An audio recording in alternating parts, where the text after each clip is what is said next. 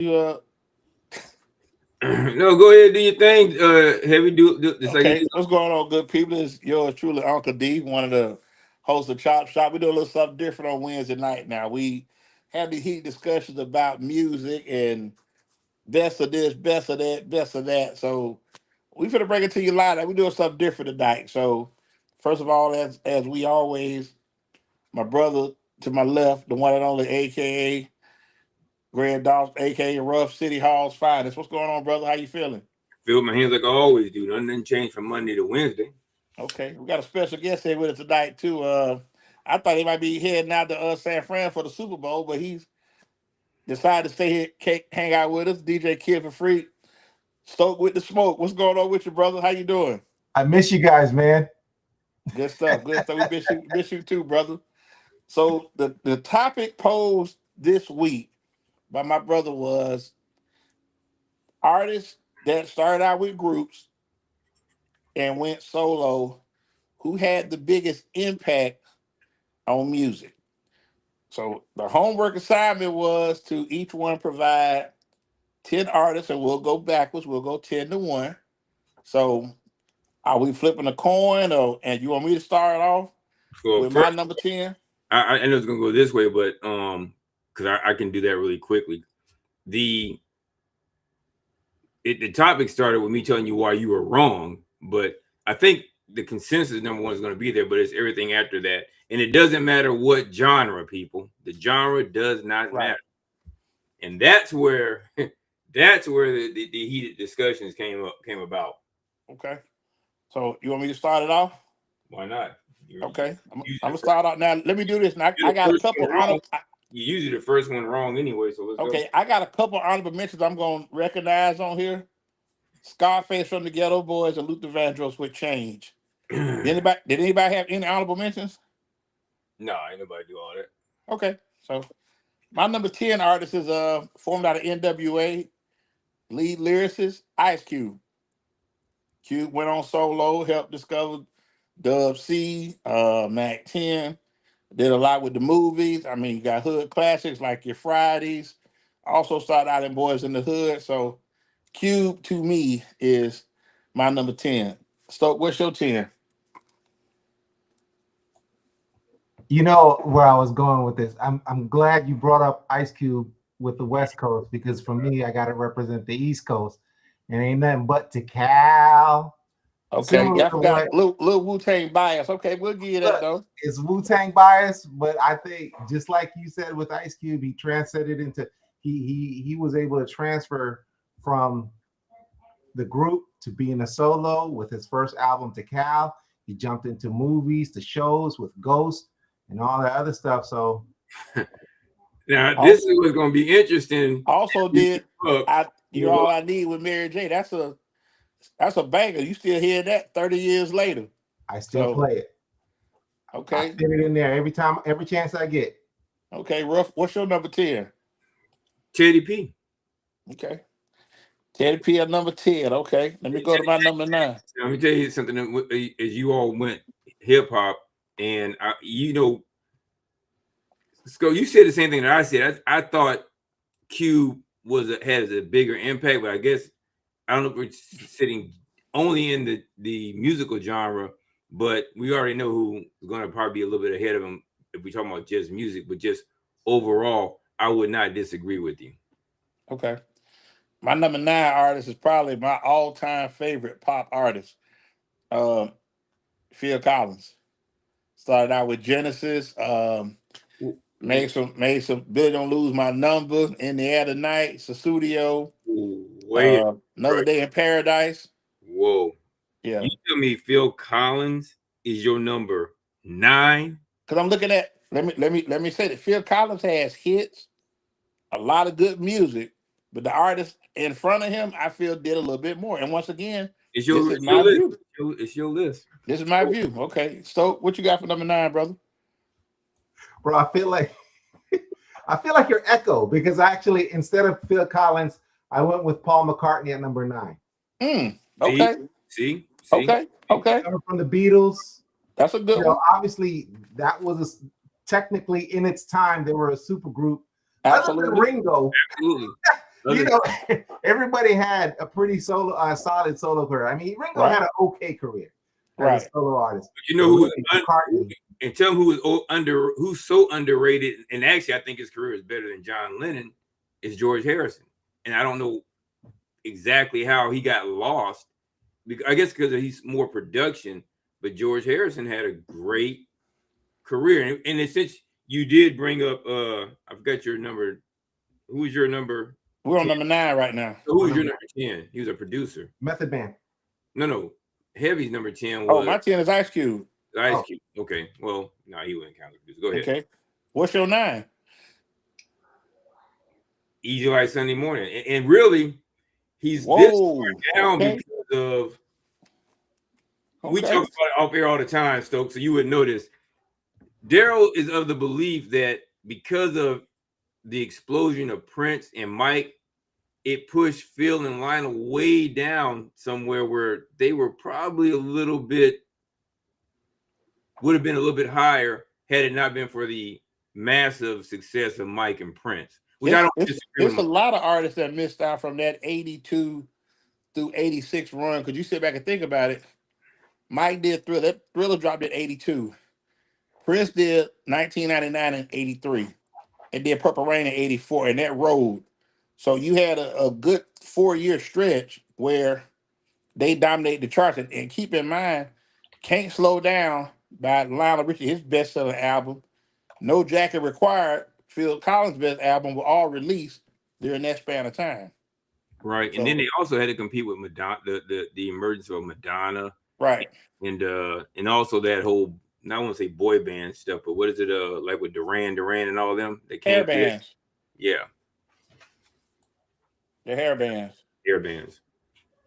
Okay. That might be our next show or our next segment. I might do one because I wanted to talk about these riffs, but we'll do that. Close out next week, bring that up, Daryl, because that became a topic of discussion too. Who had the best intros? My number 8 is Stokes. Number 9, Paul McCartney. So I ain't gonna get too much into it. Did Say with Stevie with Michael Jackson. The Girl Is Mine, another classic. Then also Say with Ebony and Ivory with Stevie Wonder. So that's my number 8, Paul McCartney. What about you, Stoke? I'm actually gonna go back to the throwback and also list Diana Ross at number 8. The original Beyonce, the original dream girl. The original diva? Okay. The original diva. Now, see, we talked about that, and I'll tell you why I did not include her, because if you think about The Happening, Reflections, Someday We'll Be Together, and there's another one. Oh, that's Motown. That's all the Supremes. Right. But because people, like, if I'm correct, didn't the Supremes have a run of, like, they had a number 1 hit like 4 or 5 years in a row? Right. But with respect, when Diana came out with that, she had Mahogany, Love Hangover, Mahogany, but she came out at 80 with Upside Down, I'm Coming Out. Yep. She had good motion. She exploded. Then also was in the Wiz, you know. True. That helped a lot. Definitely. Can anybody else name any of the Supremes other than Diana Ross? Well, I know Florence Ballard, Mary Wilson. Yeah, Florence. If you're going that deep into it, Goss, what's your number? What's your number 8, brother? I had to sit back and think about it, and because I revisited what you said, and I had to say, he really was, and because the first time we saw him, and keep in mind, I'm 58. I'll be 58, Lord willing, on March 5th. We saw him at Wake Me Up Before You Go, but what he did as a solo artist, George Michael's, so far eclipsed Wham that some people forget that he was a part of Wham. Not to mention, he did a couple of solos. In fact, he hit number 1 with Aretha. I Knew You Were Waiting. Right. So he did also Father Figure. Careless Whisper. Yeah. He had some stuff. He got a lot of motion. George had good motion. Okay, so we got that. So now we'll slide to number 7. I'm gonna go back Harold Melvin, the Blue Notes with Teddy P. Oh, you put as my number 7, and you sit back and think they did nothing else after he left. Nothing. and we talk about it all the time off air. I was like, I would probably swing on Harold Melvin had I been any other, because he actually probably destroyed just a living for a lot of people. Because had you even kept the relationship remotely amicable, you could have probably have tried to get Teddy to come back every now and then and do something. But Harold Melvin, they fell off totally without. Right, but them egos, and you got to sit back and think that Harold was not really paying them. So, and then that's the bad thing with back then in the day. I always thought Teddy was Harold Melvin because that was the lead singer. So that was normally the lead singer was the name, and that's what everybody went with. But like I say, Teddy didn't look back, and he had a great 4-year stretch prior to the accident when he was on top. He was on top of the R&B and soul. He was the man. And for what it's worth, Joy came out when I was in the Army. Joy was a very good album. In my time too was another nice song. Video he first showed he's in the wheelchair. That was a good song. That was very touching. So what's your number 7, brother? Number 7 to me, I just asked you about this concert because they're a bucket list item of mine. So I'm gonna put Lionel Richie in number 7, man. Okay, that's fair. Are they reuniting? No, Lionel Richie, Earth, Wind and Fire. Come out here with Earth, Wind and Fire. Right. Oh. EWF, July 22nd. Now, I'll say this now, even though they're one of my favorite bands, and I had issues that came later on as I began to understand the undergirdings of music. Maurice White not being there is kind of like me trying to see Maze without Frankie. And when I understood the history of it, like a lot of people, I don't know if any of you are watching, by the way, thanks to everybody who's joining or who's going to watch it on the replay. He and Philip Bailey did all the vocals in the studio. Right. And that's crazy when you think about how well they connected in concert. Well, Philip had that falsetto, which was definitely, like you say, on Reasons, you felt Reasons. They have a extended catalog of music, but if you go to Earth, Wind and Fire song, Reasons is going to be it for the majority of people. I'd probably say Devotion, but go ahead. Yeah, Philip Bailey to me. Every time I hear Philip Bailey, I just like Easy Level with him and Phil Collins. Oh, that's classic. That gets me going all the time. That's classic. And there you go, Phil, and we send our best wishes to. Yeah, definitely get well, Phil Collins, absolutely. And so we slide over to Dolph. What's your number 7, brother? I think he's too low, but Paul McCartney. Paul McCartney, okay. Because I know we're talking about solo only, but the thing he did with his wife, he did with Wings, he is somebody who reinvented himself over and over again musically. Okay. All right. What y'all got for somebody said Bobby Brown. What y'all got for number it's coming to me at number 6? Give me Lionel Richie. I think Lionel Richie, you saw the impact he had on the Commodores when they left. I mean, when he left the Commodores, you writing. And I think a lot of people didn't understand back during those days. Writers made good money. He did Endless Love. He wrote Lady for Kenny Rogers. So he was good with the pen.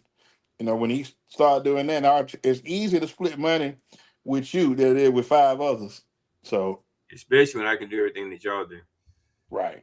So shout out Lionel Richie, man. Number 6 for me. So what's your number 6, brother? I gotta add Jay Timberlake in there, man. I gotta add Justin in there. Okay, look at you. Okay. Don't Daryl. New school a little bit. Okay. This is your Jay Timberlake, man. I mean, from NSYNC. I mean, he pretty much carried. Once they came out with Gone as a group, I already knew that took him somewhere different. That was done. It was a wrap. That took him somewhere different. He was literally gone after Gone. Yeah, he was. That was it for him. That was a wrap. Okay. And then the crazy thing is now he unlocked something that's like an easy revenue stream for him, making music for kids. Like, with this whole Trolls soundtrack, do you realize how many times his song gets played in my household? Because I have a baby who's now 10. But when Right. she was a baby, that thing was on lock all the time.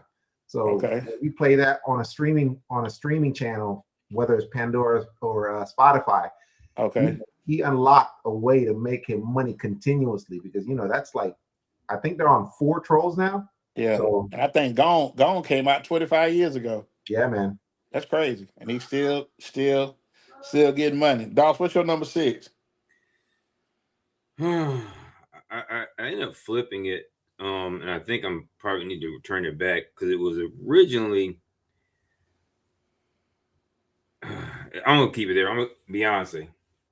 Beyonce is your 6? Interesting. Okay.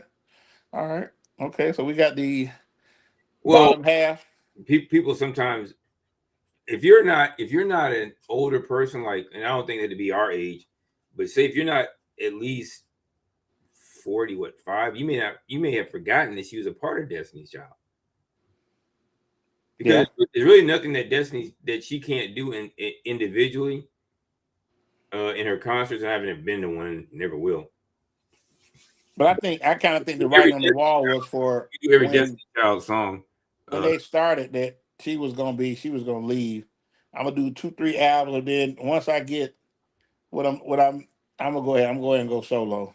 I think that it may have been. I don't want to say it this way. I think that Aaliyah's passing may have accelerated that. Yeah. But I think it was a lane for when you go back during that era. You had in 2002, you had Monica, you had Brandy. We thought Monica. Yeah, Mary J. Blige. Mary J. Yeah. Janet Jackson was still putting out music. A. Marie had a couple hot songs. Jill Scott, Vivian Green. Then you also had that soul thing that I thought that with hip hop.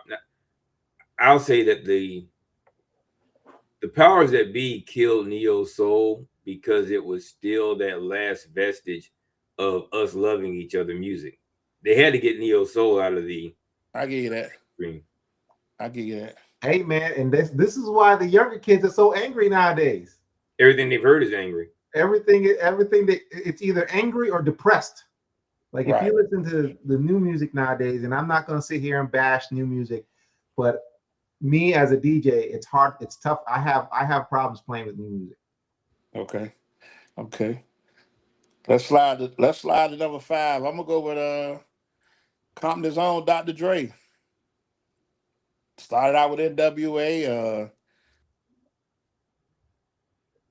Man, you have 2 NWA members in your top 10. That's bananas. What happened to D? I'm still here. He needed to go with that.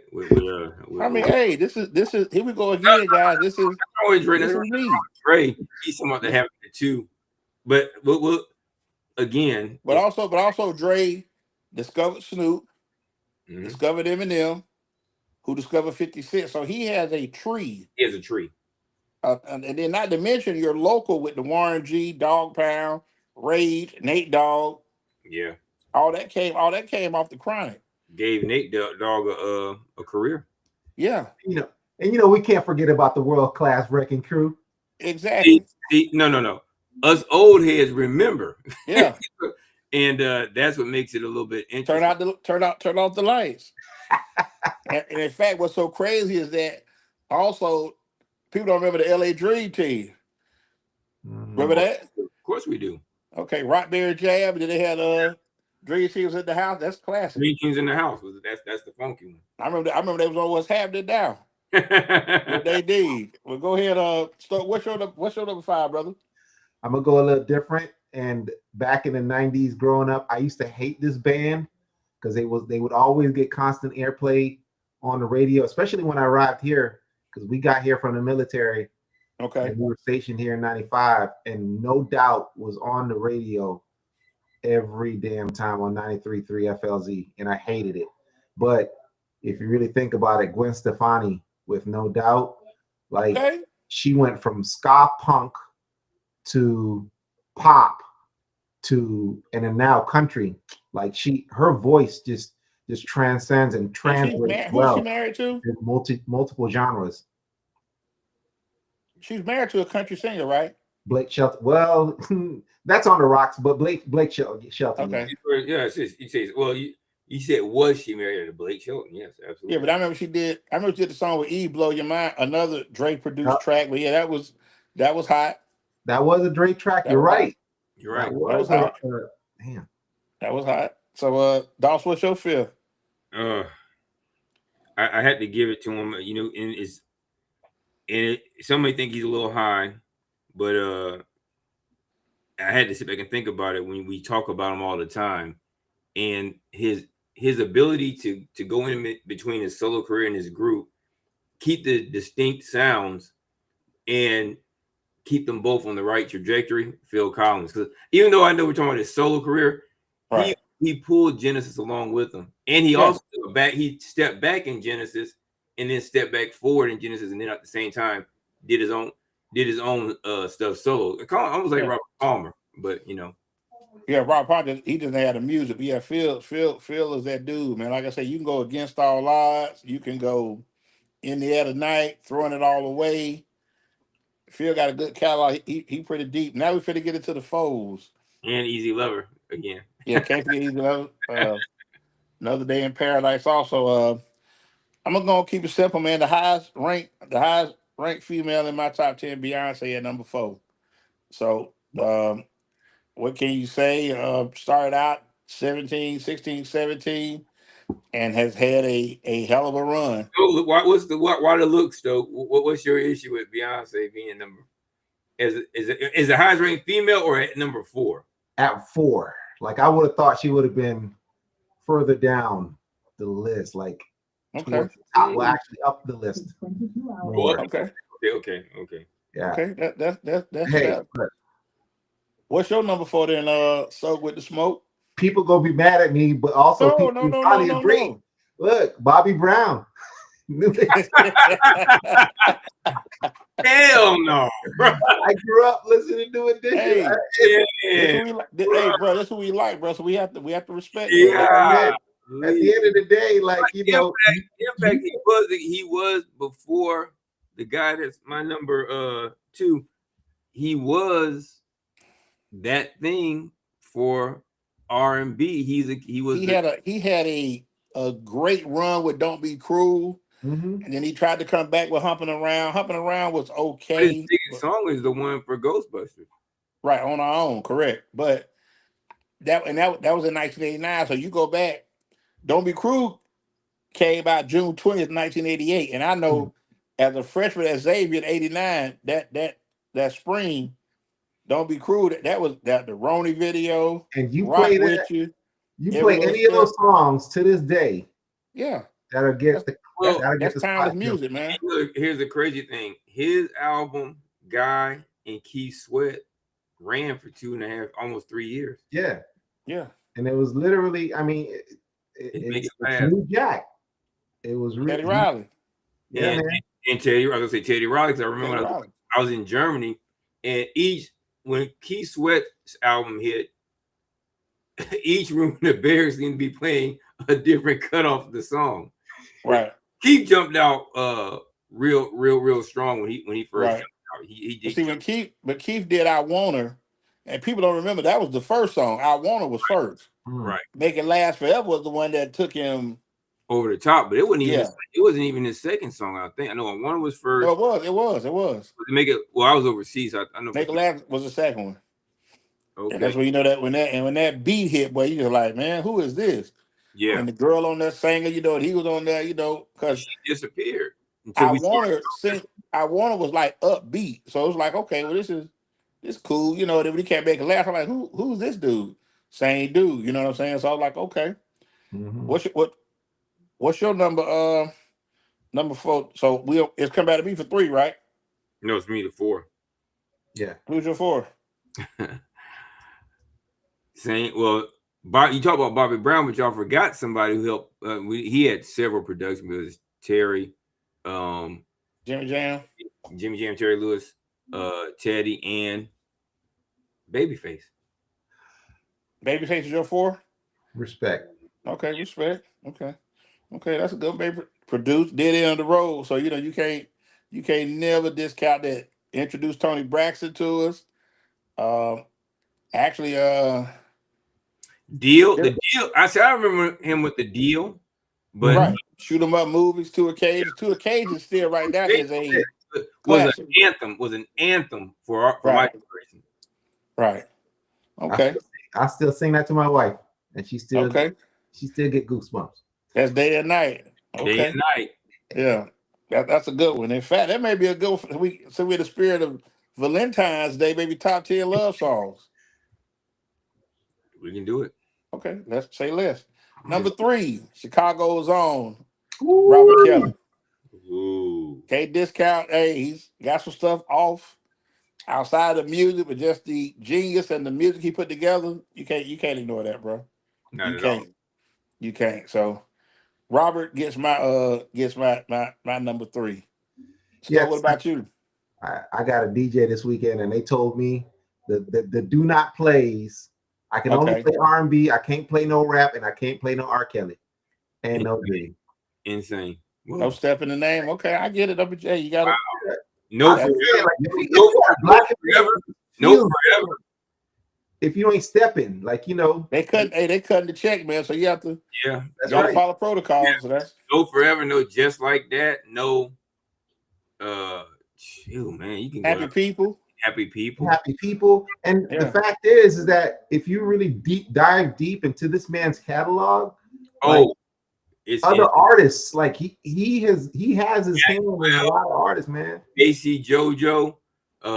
Man, he Michael Jackson. Yeah. Yeah. You know, he's written. You can't tell the fact that, and Celine Dion. yes, Yeah. I brought it up a couple of times, and people may not want to talk about it. I said, but you know, and you know, even Fathead Heavy, I said, dude, you can say what you want. You cannot tell the story of music without he owned 15 years of music. Yeah. From 93, Daryl, until 2005, he was a stalwart, whether it was production, writing, or doing Well, his I own. think let me say that because you had other R&B artists that Usher had a mean 2001. Usher was hot in 2000, and he was He killing in 04. collabed with him too. Right, but I understand you say Kelly was relevant during that stretch. He introduced us to the remix. You know what I'm Yeah, saying? hip hop definitely, yeah, because he was on Nas, he was on Jay-Z, Fat Joe. Even his own stuff, he would And, flip his own stuff as well. and he revived. I hate to say it, he revived Ron Isley's career, bro. Like He There did. There you go. He did. In fact, one of the best albums the Isley brothers had. Yeah. Really. yeah. I agree. So what's your number 3? What would they do?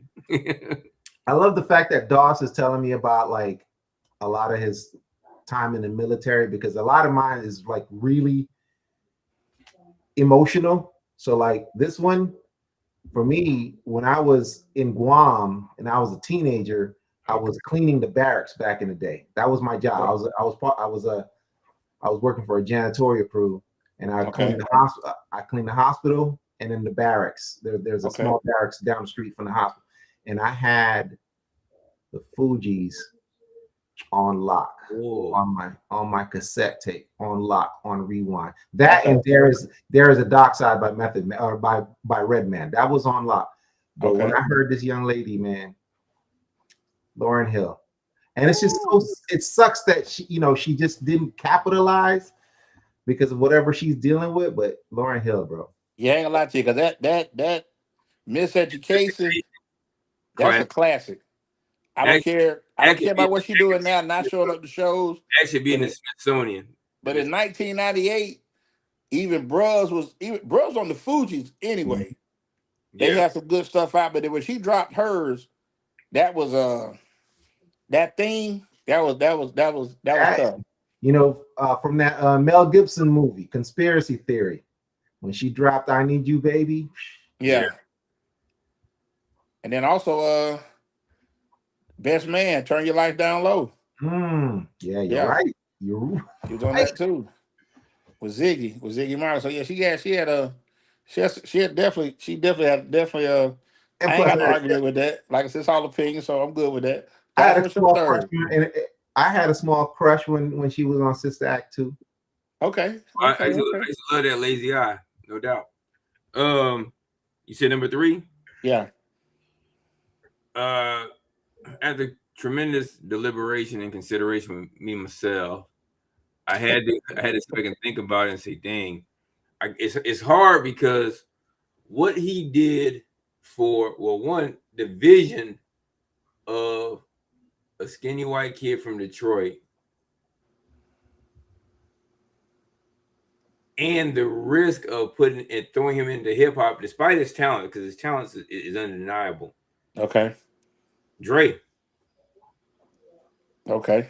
It's undeniable, and really, what he was able to do for NWA.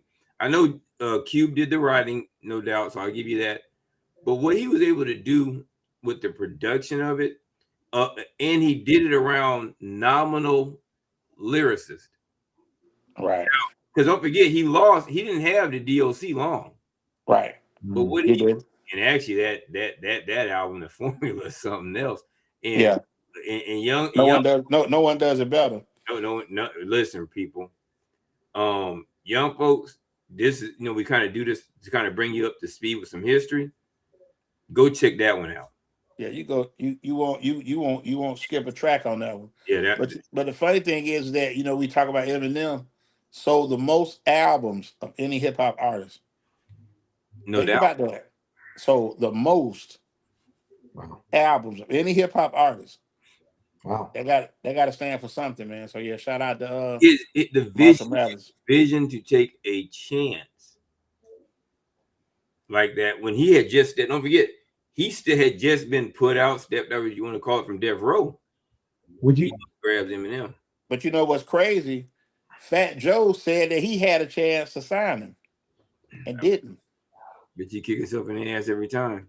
Yeah. Because Eminem was a risk. His talent is without a question. My aunt in New York used to work at the Tunnel. Okay. The Tunnel, if y'all know, back in the day. Oh, yeah, I remember that was DMX shot Get At Me Dog at. Go ahead.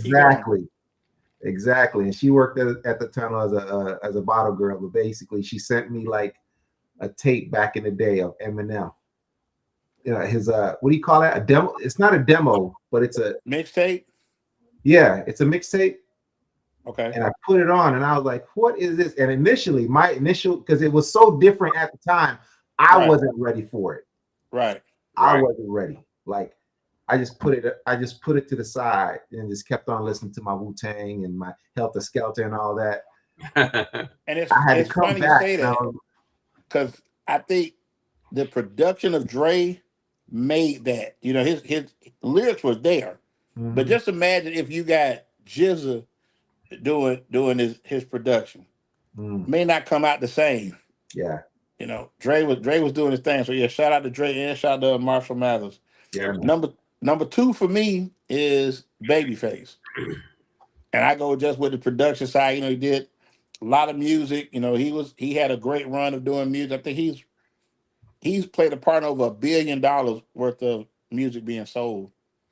So a lot of great music. Most impressive work. Well, that's kind of hard to say, but I would say what he did with the Waiting to Exhale album, having written all those songs for women. Right. That's where I said this dude is. And they did Boomerang too. Now don't forget he did Boomerang too. Yeah.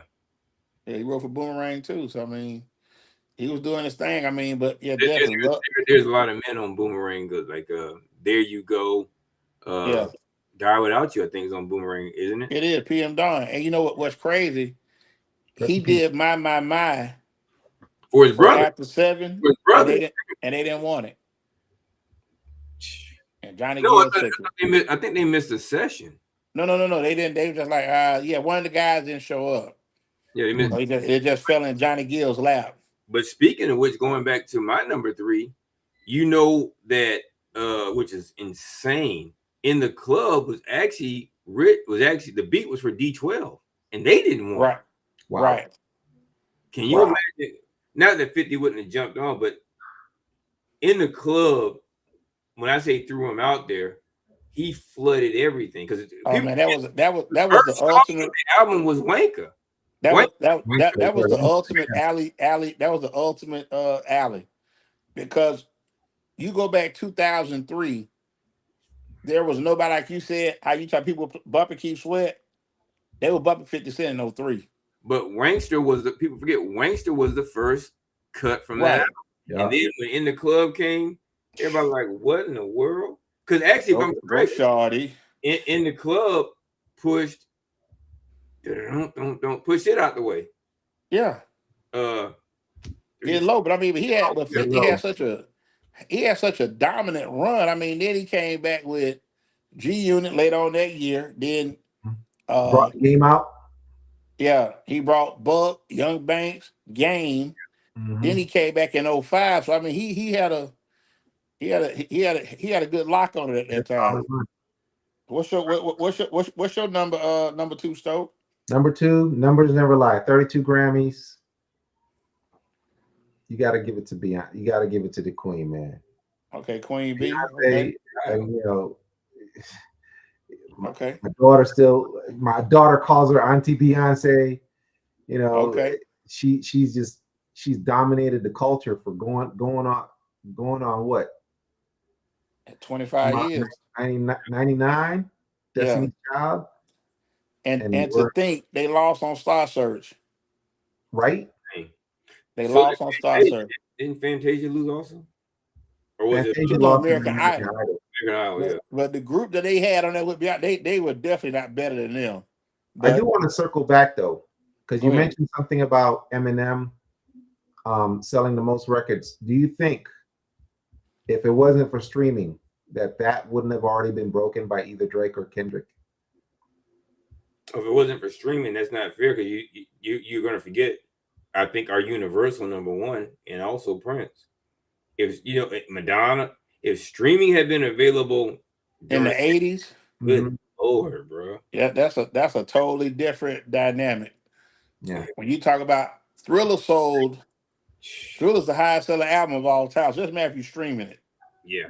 The units alone were just insane. So it's extreme. It's kind of like we talk about, and we'll get to it, people who may want to, when we get to talk about disco or yacht music.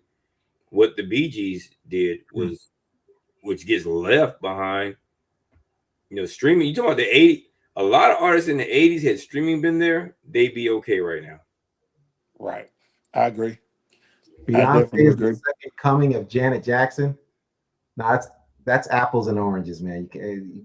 I don't know. Janet, to me, doesn't have the talent, because Beyonce, Janet dances as well, but Beyonce has really put together a great string of music. I mean, she's got a lot of hits, like Irreplaceable, and then she's did women anthems for the women.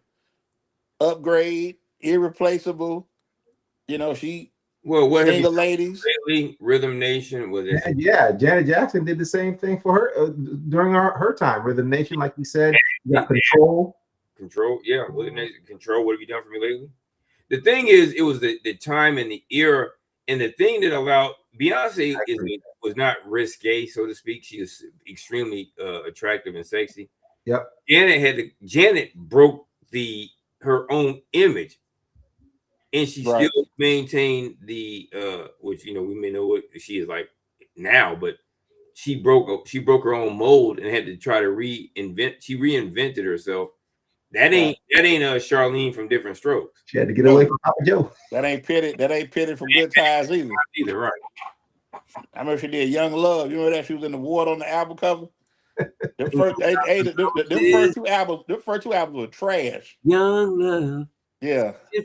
She had a little something around her. She had a little bandana around her thigh or something. That was horrible. I was like, first Janet, now Reeve. I'm like, come on, man, y'all out here tripping. Centipede was hot though. Centipede was hot, exactly. I ain't gonna front. I ain't gonna cap. Centipede was jamming. Probably still eating up a centipede. What are you talking? Oh yeah. Mike. and little brother did the background on that for her. He came through and blessed it. Yeah. Same way like he did for Rockwell. He Same just said, you want me to do background? And Rockwell like, man, like he couldn't Janet, believe it. Janet returned the favor on PYT and on what is it for him on Yo, fun fact. Y'all know Chucky Booker, right? Right. That's Janet. Yeah.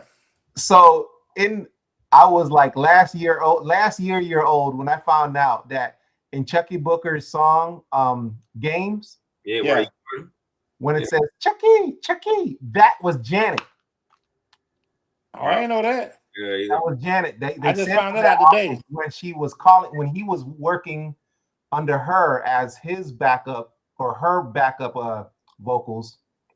She had yelled out Chucky, and then somebody had just took that in the studio and basically just sampled that and worked that into the song. Hey, I ain't gonna lie to you, that Games was jamming. Yeah. That was jamming. That was really like, and you know, I'm at the age 21, 22, so all I want to hear is really just rap music. I ain't really got that R&B vibe going, but that Games, you couldn't sleep on that, bro. That was jamming. Hey, the 808s on that thing was slamming, bro. You put that on any system, it's gonna bump. It was gonna bump. Definitely. So okay, so what's your second one? You got Beyonce. That's what you got for number 2. Y'all don't like it. He's long overdue. Go ahead. Kills. Okay, that's fair. I ain't got a problem with that. Now, it's safe to say I think we all got the number 1 artist. Oh, I think that was universally understood because I'll let Stoke go first. What you got, Stoke? MJ. Okay. Off the Wall or Thriller for you? Off the Wall. Thank you. Okay. Off the Wall a little more funk too. I give you that. That's more Off the Wall was more urban. I give you that. No, Off the Wall had no skips. Yeah. Thriller now Quiet is kept. Thriller didn't either now. What was you skipping on Thriller? Thriller. I mean, but that was the girl is mine, which was the first cut. Yeah. For me, it was definitely Off the Wall. I couldn't skip not one song off of that. Okay. So turn the disco out. And then return it. Hide your inhibitions. Yeah. Oh, Off the Wall is probably I'm telling you, like, and when we was up at Red Star, I said, man, when you hear that, when they drop that just take me back 79. I'm 8 years old. Like that mic wasn't that like that mic, bro. I'm talking with the afro on the cover of the album. Come on, man. Mike was jamming, bro. Still sound good to this day, man. You talk about 45, 46, 47 years removed. Off the Wall still gets them up. And you have to give Quincy Jones some love and absolutely. Ron Temperton, that whole production team. Ron Temperton, Bless the Dead, is so well among the people who do what we've done. We appreciate him. Rod Temperton is a very underappreciated musical contributor for just generally speaking. Mm-hmm. And I don't know why it's like that people don't have I know there's something about just as time goes on, people forget that something existed before them. But Temperton did a lot of writing. But you know the crazy thing about Off the Wall was I want to ask y'all something. I want to ask y'all something. Love songs you think stopped when? Do you think of any love songs in the 2000s? Because what I like to do, I like each one to pull a decade. Really? Okay. So let's do this. So let's say 70 to 82, 83 to 94, 94 to 06. We pull music, love songs from that era. Or do y'all want to just we just throw them out like we did this right here? Because I don't want to be all 70s, all 80. Like each person pulls a decade. Okay, this is yours. This is what you're gonna do. I tell you, this is what we do to make it better for everybody. You got to pull 2 songs from the 2000s. So if you pick a decade, whichever decade you want, but you got to have 2 songs from the 2000s. Is that fair? I don't know again. You say a love song. No, it doesn't matter the genre, so okay. It doesn't matter who the artists are, so we probably could. I mean, you could pull pop. I mean, you could do You can do the song of Amanda Perez had that got a lot of buzz. I mean, that was crazy. You got trying to think what other love songs they had. Gino Vanelli, I don't want to stop. I mean, you got some stuff you could pull. I mean, that you could What get year out did that like, come out? huh? What year did that come out? 79. Oh no, I'm talking about 02. In the 70s is easy. 80s is Yeah, but easy. I was saying, but to make it where we got to put on our thinking caps, let's pull two songs from the two so nobody feels cheated. Cause we may have younger people that watch it, they ain't got that for our time. So that's where hey, how you gonna be feel cheated with my list? Say what? How you gonna be feel cheated with somebody else? They can, you know what? Yeah, we can do 12 songs here. Let's do 12 songs. Hey, Torre, come up with a at Chop Shop, and they can send in their suggestions. But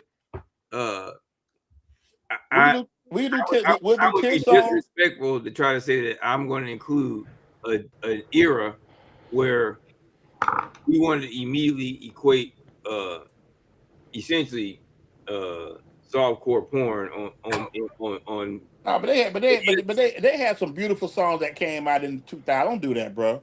Was like you talking about you get early 2000 when you start to move up. It's like, well, this okay, but that's what I'm saying. So this way to keep it fair, we got 10 songs from our decade, and then each person has to give 2 songs.